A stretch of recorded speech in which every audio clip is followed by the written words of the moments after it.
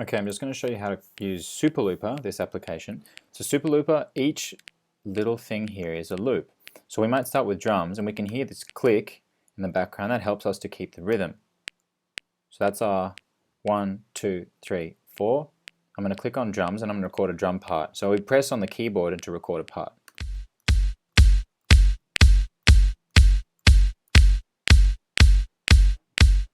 Cool.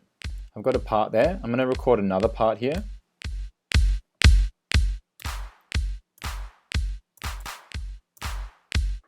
Now it's going to keep looping that part. So now I've got a rhythm.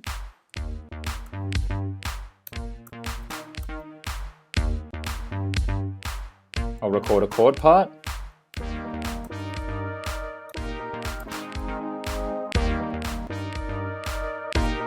I'll record a bass part.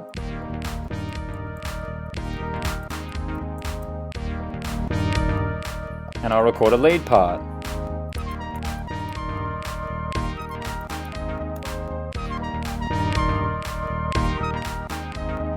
Cool, so there I have all my parts. I can click, if I like my recording, I can click record. If I don't, I can re-record one of the parts by clicking this little X. I'm going to click record.